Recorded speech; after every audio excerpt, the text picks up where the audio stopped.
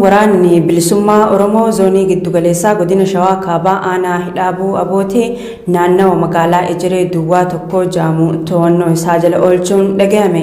Gandoota aanichaa hedduu keessatti sochii taasisaa kan ture waraanni bilisummaa Oromoo naannawa magaalaa Ejiree Duwwaa tokko kana keessatti waraana murna aangorra jiru marsee jiraachuu jiraataan naannichaa ijaan argee Oromiyaa Miidiyaa Neetworkitti himee jira. Guyyaa dheengaddaa gaafa sadaasa afur bara 2021 waraanni murna biltsiginnaa konkolaataa shaniin magaalaa kana seenuun milishoota gandaa hidhannoo irraa hiikanii hidhaa jiraachuu kan himu namni kun waraanni bilisummaa Oromoos naannoo magaalichaa iddoowwan gabaabuu halqojjii qarree weeluu moojoo jaamanitti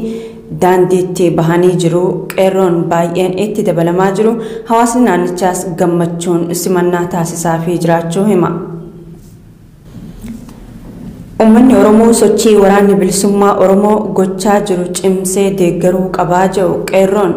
yeroo waraanni bilisummaa Oromoo handhuura Oromiyaa Finfinnee irraa fageenya kiiloomeetira 25 hin caalle irratti argamu kanatti